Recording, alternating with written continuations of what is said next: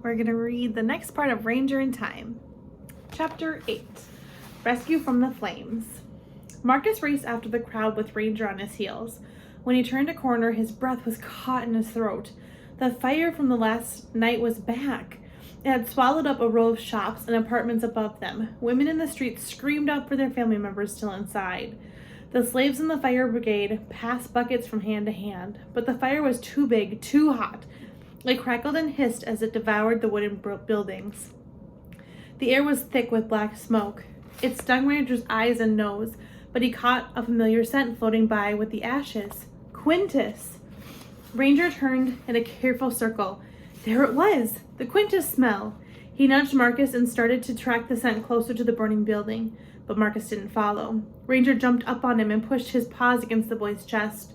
Marcus pushed him back with his wooden sword. No, dog, we can go no closer. It is too dangerous. The fire had spread to the bakery next door. Ranger jumped up and barked. Marcus turned just as Quintus came running through the crowd. Help! He grabbed Marcus by the shoulders and turned to look out at the bakery and the apartment above. My brother!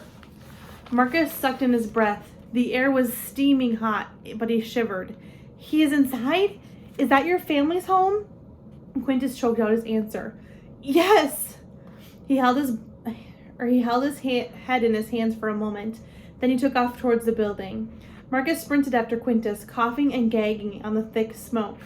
Ranger followed. He stayed as low to the ground as he could.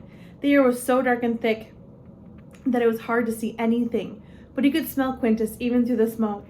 They had just reached the building's front door when someone shouted, "Watch out!"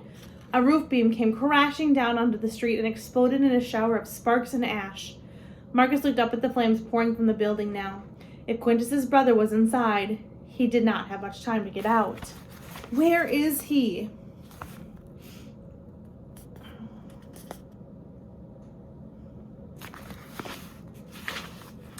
He should have been preparing the ovens. Gaius! Gaius! Quintus shouted into the flames. For a moment, the fire seemed to pull back. Quintus stepped inside the doorway. Gaius! He bent to pick something up and then called for his brother again. But the wind blew hard and the flames rushed up in a roar. Quintus stumbled back outside and overcome by the heat. He looked down at his hands and shook his head. He did not answer, but his tolly were on the floor. Quintus opened his hand to show the set of dice made of bone. Ranger stretched up to sniff them. No, dog! Quintus pulled back his hand. But Ranger had smelled something. Bones. And a person smelled too. Maybe the Gaius person Quintus was calling. Ranger had practiced finding a person in burnt-out buildings with Luke and Dad once. But that fire had already been put out. This one was hot and live and spreading. Ranger stepped up to the door of the building and barked. The person's smell from the dice was strong here. The person had to be close, but Ranger could not see him. Not with the hot wind and smoke swirling all around. He waited until the wind died down for a moment, and the fire shrank back deeper into the building. But it was still hot, so hot. But Ranger crept low to the floor. There by the long stone counter. A boy sprawled on the floor. Ranger barked at him. Danger! Get up! Come! The boy rolled to his side, but he did not get up. Ranger ran to the boy and barked again. The air was too hot, too smoky. The boy had to leave. He had to get out with Ranger. But no matter how many times Ranger nudged the boy's chest with his nose or licked his face, the boy did not open his eyes. So Ranger did what he had learned to do when he found a person in the woods. He stayed and he barked. The fire was spreading. Too bright, too hot. They would be in the kitchen soon. Ranger tried to bark louder, but the smoke made his mouth dry and rough. He had never had to bark this long when he practiced with Dad and Luke. When Ranger found the person and barked, Luke always came. But he wasn't coming this time. Ranger barked until his whole throat burned. Finally, Quintus and Marcus crashed through the door, coughing and waving their arms in front of them. Gaius! Quintus cried as he raced towards his brother. He lifted the boy by his arms and dragged him towards the door. Marcus dropped his wooden sword on the floor and grabbed Ranger's collar. Come on, dog, we have to get out! The summer wind blew hard, fanning the flames. Pieces of the ceiling fell in burning scraps around them. Marcus couldn't see anymore. He couldn't hear Quintus over the roar of the flames. He could only feel the dog under his hand leading him. Finally, they burst out into the street. Marcus stumbled across the stones, away from the rushing flames and the thick smoke.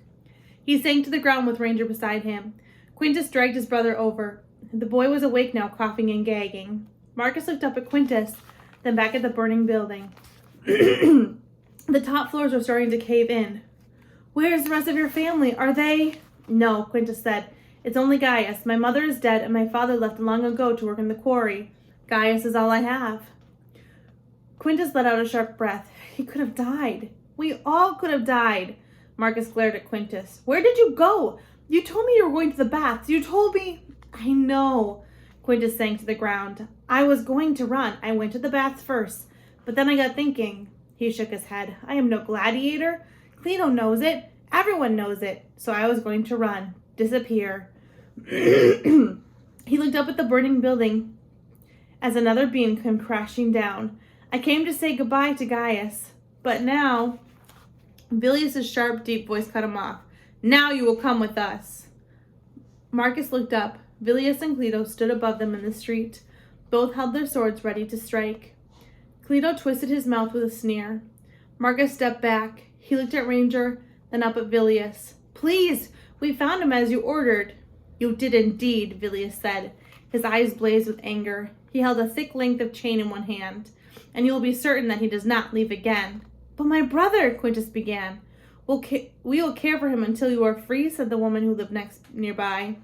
She knelt beside Gaius and looked at Quintus. But you must do as he says.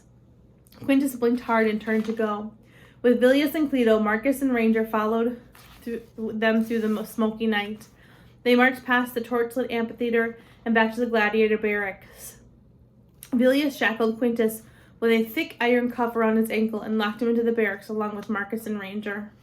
Quintus collapsed on the straw. He was asleep before Marcus could think of anything to say. Marcus sank down on his own pallet and Ranger settled next to him. Thank you, dog, Marcus whispered. If you had not found him, it would have been worse. Ranger nuzzled Marcus's hand, and the boy stroked his head. The pets got slower and slower until Ranger knew that Marcus was asleep. Then he waited for something to happen. He had done his job, hadn't he? Ranger waited for the, good boy, good job. He waited to hear Luke's voice.